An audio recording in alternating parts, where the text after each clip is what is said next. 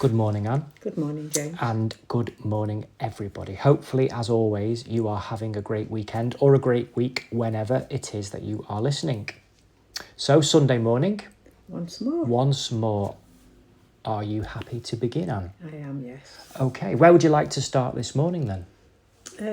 I'd like to start this morning with something that bothers me, but it's not Right. a really happy Sunday morning thing, I must say. Okay. But it does bother me, and it bothers me quite a lot. Right. And it's to do with conflict within the world at the moment. Okay. That does bother me because there's so much conflict in so many different countries. Yes. But in particular, I would like to talk about Gaza itself. Right. Because that's the part of the world that bothers me, and I'm not talking about politics of war or why or where. I'm not talking about that. I want to talk about the children. Okay. Because the children in all these instances really do bother me. I've been a child in the war myself, in the Second World War, so I do have some insight as to how it feels when there's conflict around. Yes.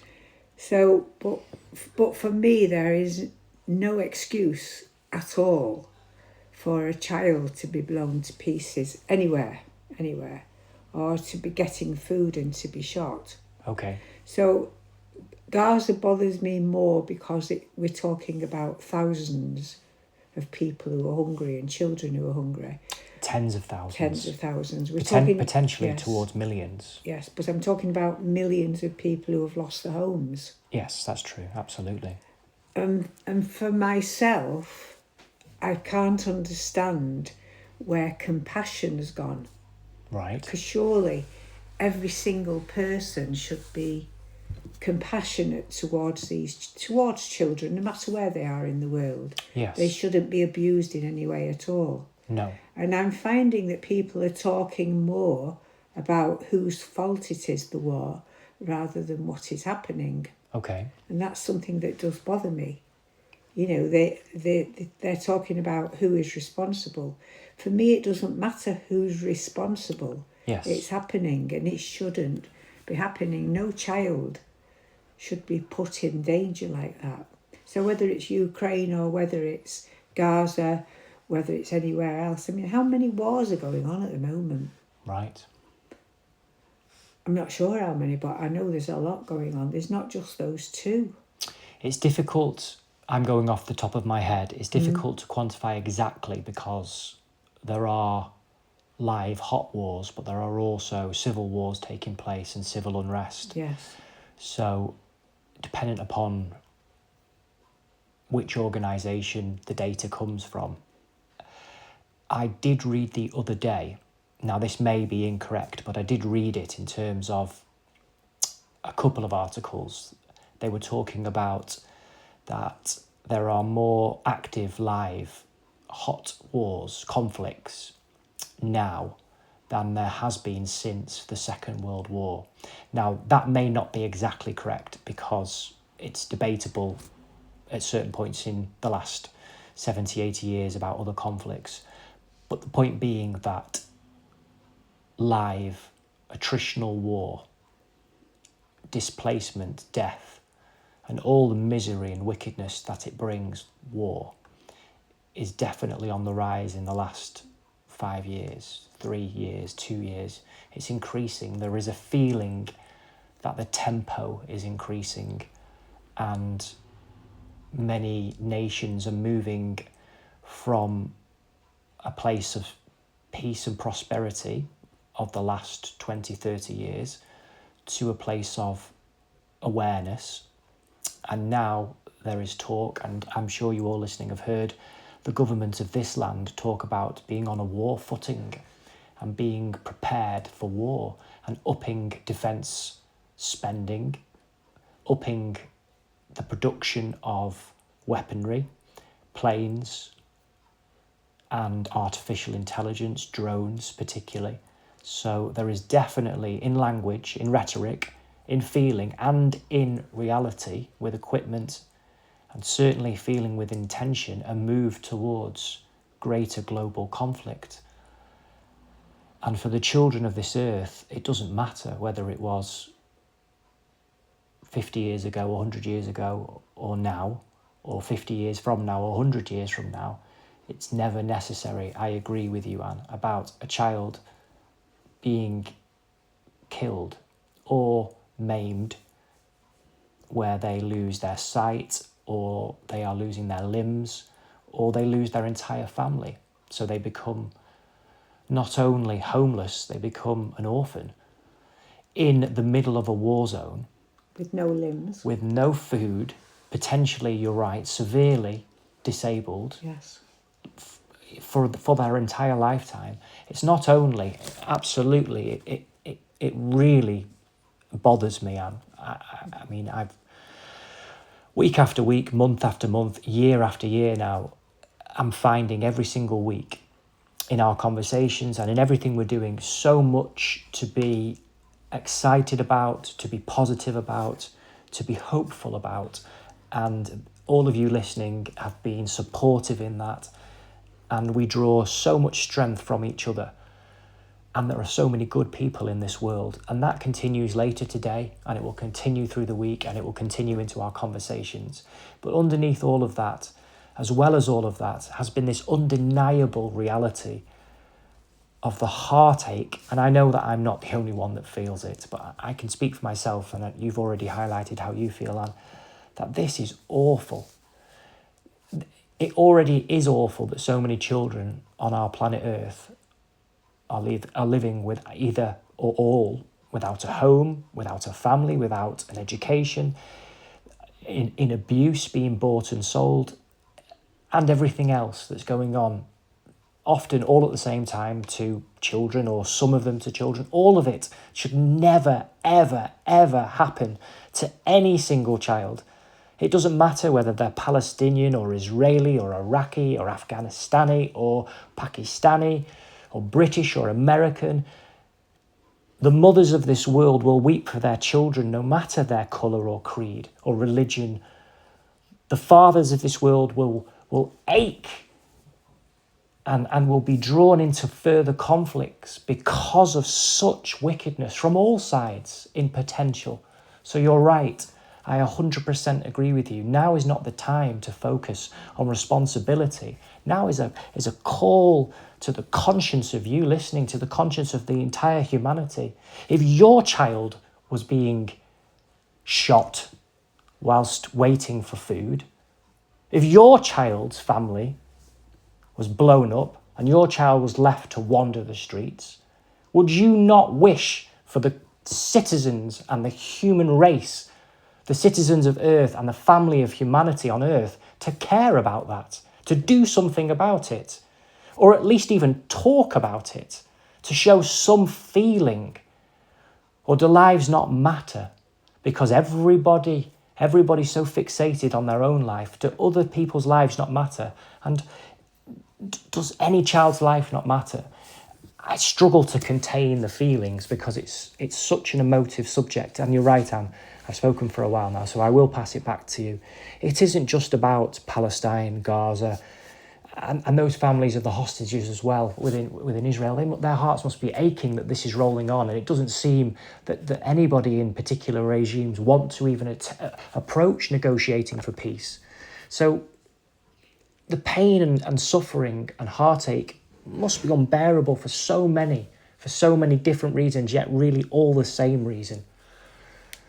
Yes. Oh, but, it's overwhelming. Over to you, Anne. They are the same reasons, and everything you're saying, I feel as well.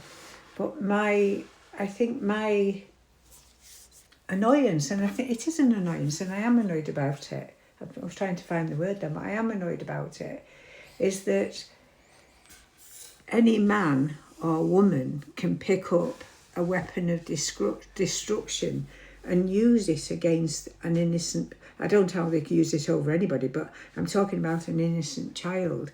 So for me, it's not only the governments who are involved all over the world, it's each individual to me who picks up that gun. And some people will say, well, they have to defend themselves. No, you don't have to defend yourself against anything. If you're not going to pick up the weapon or make the weapon, there can't be war. But we listen to governments who say this is what you must do. We must have conscription. We must build up our arms. We ourselves have a country that's falling apart. It's literally falling apart at the seams. Our health service, everything. And yet they talk about making weapons when we haven't even got the hospitals or the infrastructure to deal with casualties if there was a war. I can't see reasoning in anything, and that frustrates me, and it makes me very annoyed, because even our government isn't concerned with the individual or the child. They're only interested in land and resources on that land. Yes. And we can live without that. Well, that's a big question. And yes, in theory, of course we can. Or, and rhetorical really is posed in terms of, can we live without it? And maybe that's something for us all to think about moving forwards. From a government's position, again, I am, you are, we are all second guessing motives behind motives, words behind words. It's very difficult to think practically about it, to think about individuals when there are so many. And you are also thinking about the millions, tens of millions of people that live within the nation state that you represent, that you lead if you're in government. So I understand, not in a way that I condone anything that's happening at all, but I do understand how it's difficult to focus on individual stories because it's so overwhelming and there are so many. And where do you start? Where do you start? Conscience. Absolutely. Start with conscience, yes. And government should start with conscience as well. Yes. And yes. if that came about, that we all started working with conscience and doing from conscience, most of this would stop. I agree with you, Anne. I do agree with you, and I suppose that's the tone of this morning. Is it's not an intellectual inquiry to world peace through a theory or a plan, at least not this morning. No. It's an outcry of conscience, really. Yes. We're expressing our pain and anguish and frustration and anger and many other words to do with what is going on. It's so deep, it's difficult, it's impossible to articulate with clarity. I mean, this is deep. This is awful. And I do know that in the coming decades, in the future, people will look back at what's happening on our earth now and through this period and ask why so many were so complicit in their silence, not necessarily in their action, but in their silence, which does pang and rhyme with another period not that long ago, when people look back and say, how could so many people not recognise in the early stages what was happening? Why could so many people seemingly look the other way whilst there wasn't regimes and ideologies there wasn't the communication then. And a wickedness and evil thrive? This communication now, No, the point is it's happening again. It is happening again. I'm not talking about specific nations or ideologies. An undercurrent of apathy that is leading to wickedness to thrive across our world, not necessarily in one region, although we have spoken about it passionately, but this is happening across the world. I mean, just to be clear, again, speaking with emotion, we have in Central and Western Africa the absolute uprising of extremist religious organisations ravaging through villages and massacring people, taking people. People talk about young girls. Young girls are still missing from a few years ago. Yet the news coverage of this is next to non-existent. And this is growing. What's happening in Syria behind the scenes as a regime deepens its roots now? What's happening in Iraq? The gangs, the absolute gangs that are running Haiti. The drugs that are rising up in South America and spreading out throughout the world. The corruption and lies that are seemingly insidiously touching their tentacles as they spread out through the entire world. The technological AI race to absolute, I don't even know the word, it's just so illogical that it's baffling. So it isn't just in one region, although one region absolutely highlights it so strongly, so clearly. It's so simple in feeling, not easy in practice to sort out, but easy in feeling to sense and feel that this is a global crisis of conscience, and it's been going on for thousands of years, and it's intensified at certain points in human history, and now it's come to a head. So this is a call to the good. This is a call to the force of goodness. This is a force of truth and life for all people across this earth. And there are so many good people in this world, and people with conscience and goodness need to stand up, to speak out, and to unite for peace on earth for every single child. It's what do we need as an individual human, I'm talking about now, myself, is what do I really need in life? I don't need that much. A cup of coffee. No, I couldn't manage without a cup of coffee. Well, so that's what I'm saying. Yes, you would need a cup of coffee. And I need another country to get that from as well. So I need transport. So I'm a hypocrite. Yeah. But in actual fact, I have lived with nothing, and I mean nothing. Yes, okay. So you have spoken about this before in previous episodes. Yes. I do know what nothing is. Is my life any happier now when I have lots? And I do have lots. Is my life any happier now? No. It's not any happier. It's still the same, because I'm still me. So I like to have nice things around me. So when I work for my money and I work hard. So if I want something new, like the table I'm leaning on at the moment that came today, right, I can take enjoyment from it. Did I need it? No. Should I sacrifice it? No. I'm not saying that everybody should be in poverty. So it's yes and no. So life has improved, and life needn't have changed. Yes. You see value in both. I see value in both. Yes. And they're always going to be there, aren't they? Maybe, again, just a point of reflection. I'm listening to you and thinking on my feet. It's the internal landscape can respond to anything, whether it be opulence or poverty. Yes. And we can be as miserable in a palace and as happy, just sat in a field, or vice versa. How we feel isn't necessarily directly and exclusively bound to what we experience outside of ourselves.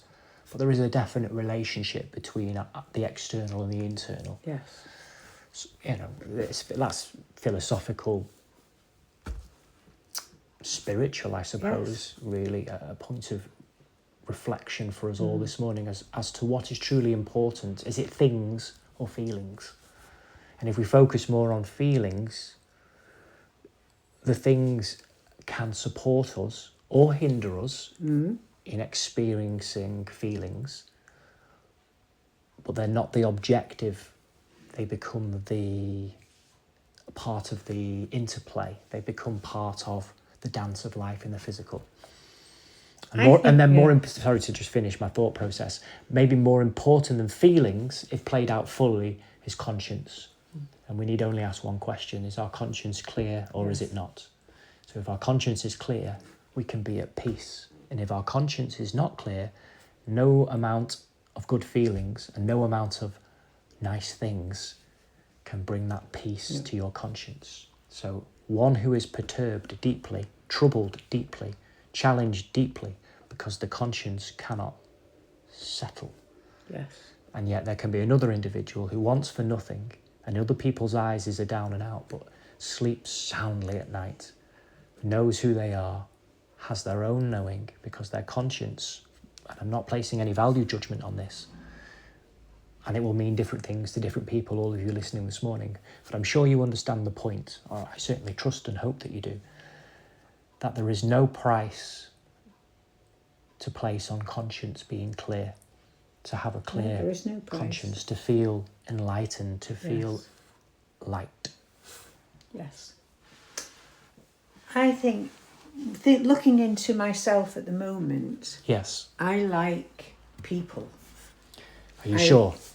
Oh no, I don't. Not. I'm not in a personal way. I'm not talking about that. Right. I'm talking about. I like communication. You like human beings. You like to have conversations I like with to have human conversations. beings. Well, that's good news for this morning. Yes. Yes. This is a good thing, isn't Yes. it? So I like to talk to somebody who challenges me. Right. And challenges my thoughts, or brings my thoughts out of myself. Yes. And I've always been like that because I'm from a family who always talked. Yes. But the family then didn't have all the outside influences of televisions and phones and things like that. So you had to talk. We didn't have a choice. I was brought up without a choice. We had to talk.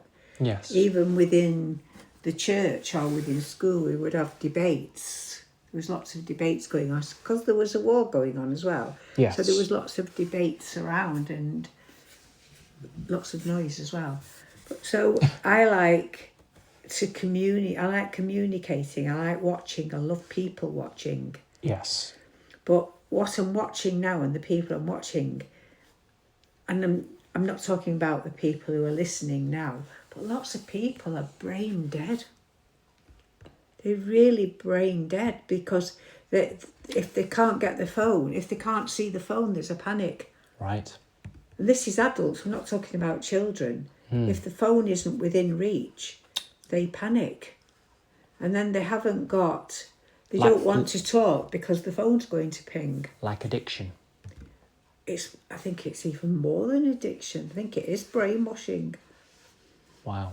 Addiction is if you're smoking a cigarette and you're addicted to the tobacco. You have a physiological, biological need. Yeah, so I understand that. So it's addiction. something along the lines of a dependency. Yes. A psychological dependency. I have an addiction to chocolate. I can go to the fridge Right. and look for the chocolate if you haven't pinched it. Right. So, yes. Right, okay. But no, it is. It seems psychological to me. Yeah. And that's a bit scary. So all of this is in the melting pot at the moment, isn't Yes. it? And it can be difficult to find the chinks of light through all of this. And I don't think there are any. I think what has to happen is that us, all of you listening, we have to realise that we are that chink of light. We are. We are potentially a bolt of lightning. We are potentially a beam, a supernova of absolute roaring inferno of bright light and majesty, the people united. And I do think such rhetoric is needed to rouse a real sense of deep-rooted passion and purpose about what it means to be human. And that isn't just about cars and clothes or even family and money. There is something deeper. I'm not saying those things can't be enjoyed or are not important. Obviously, people have different tastes and a different idea about what life means. And I'm very much living in what I've talked about this morning in the examples about material things, I mean. But something that really unites the human race, something that links to words such as faith. And that leads me to our Purpose. Olympics event. Right, okay. To our Olympics event. A nice segue, Anne. Okay. Yeah. On the 30th. I'll let you talk about it. Right, okay. Thank you. Right. Okay. Yes, we have our next summer community party coming up. Olympic themed, sports themed. Next weekend on Saturday, the 30th of August at the Broomwood Community Centre in Timperley in Altrincham. It starts at 2:00. It's free for children. It's only £5 for adults. Free drinks for everybody that comes inside. And we're going to have an absolutely fun-filled, rip-roaring, community-focused, full of laughter, music, food, sports, activities, face painting, raffle, games, books, teddies, good old-fashioned community, festive, summertime fun. And it really is an opportunity for people to come together, different people from different backgrounds, different generations, young and old, families and couples. People are on their own, groups of friends, absolutely family focused, children focused. But the child in you, any age, anybody, you are all welcome. And when people say, and I often feel it and say it often to myself, what can we do? It isn't going to solve the problems of the world. It would be naive to think otherwise, but it is something that can be done. Goodness can make a stand. We can say we are going to fight back. We're going to fight back with cakes and colour, with books and song, and music and dance. Yes, tug of war, jump rope, football, cricket, rounders, sack races, relay races, young and old, egg people and spoons, laughing, good old-fashioned fun. And that we can say that goodness, not only say, we can show and demonstrate and feel and know and give other people in the world permission to recognise that goodness is not gone, hope is not lost, and faith is not broken. There is a force of goodness in this world, and people who feel it are prepared to get together and shine it onto the world. And Lord knows, literally, I know we need it now. Yes. More than ever. Absolutely. More than ever. And you know, for all I've said today and how annoyed I am with things that are happening, on that day, it's such a joy. Yes, we have a wonderful team of volunteers who come together, don't we? And thank you to all of you who are volunteering your time, your energy, your skill to put these events together and put this Olympic party together. It's a fantastic team with a wonderful outcome every time.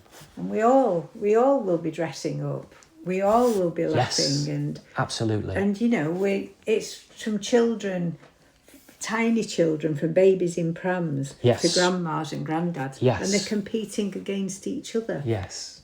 You know, it's not selective just for children, and there are no phones. Absolutely, yes. You know, it's good old-fashioned fun. Yes, it really, really is. Of course we're biased, but I do feel we need to speak up for this now more than ever. So take that again, if you've already been invited, as your official invitation. And let's have a wonderful day together. And I hope, even if you can't make it, you can spread the word, and you are welcome. No matter who you are, what you look like, your worldview, your age, or where you live, you are welcome at our event. And as a family of humanity, a community of people, let's get together and recognise what unites us, and let's celebrate that. Yes. Without fuss, without pretense, just good old-fashioned fun. Yes. Yes. Well, that's a positive note to finish on. It is, in such a sombre but necessary, I suppose, cry from the heart that you started with this morning, Anne. I did, because I think people are asleep. I really think people are asleep. They've stopped listening and they've gone to sleep. Well, if that is you or somebody you know, let's hope. Just wake them up. This is a cry to wake up. It's his please wake up. In goodness and in respect, but it's necessary. It really is necessary that we can recognise that we can care about each other. And our nationalities and our beliefs and our faiths needn't divide us about what's truly most important. And if we can... And please send out the message for peace and for help for these children, because whatever you send out there, the love you send out, they will receive it. Yes. They will receive it. Absolutely. And so everybody listening, please tell all your friends, because we need to go worldwide with this message. Yes, absolutely. Everybody please wake up. Absolutely. Let this go to all corners of the earth. Yes. Let it go to the ends of the universe and beyond. Yes. That the human race is not lost, and that there is a faith stirring in people with goodness for goodness, and that underneath despite all the awful things that are happening, there is something magnificent transpiring, Yes. and it's going to rise. And the lion is ready to roar. And that's the human race in conscience. So yes, thank you for listening as always. Okay, Okay. there you go. A passion-filled roar, really. It's difficult, and I know I've already said this morning, Anne, and all of you listening. It really is, and I know you felt it this morning as well, Anne. It's difficult to talk without the emotion leaping out, spilling out of us, because we do feel so deeply about this, not just one particular issue in one area, about the human race and particularly the children of the earth. And I have no doubt all of you listening feel in your way the same, and we can all relate in that, that it's something deeper than belief. This is something that really penetrates right at the heart of conscience. And I'm prepared to do something about it, as are you. I am. And I hope you are all listening are prepared to do something about it. And what we can do about it this morning, if nothing else, is recognise it and send our prayers to every single child on earth now, everywhere on this earth, no matter who they are, where they are, that they are not alone, and that the human race, even if it's just some humans, and that can be all of us this morning, all of us talking, Anne, and all of you listening, we care about you. And although we can't reach you, but we are the keeper of every child. We care about you. Yes. And we care about you listening, and we care about every single human being. And we're prepared to demonstrate that, we're prepared to show that, and we're also prepared to talk about it and encourage all of you listening this morning to take that forward. Yes.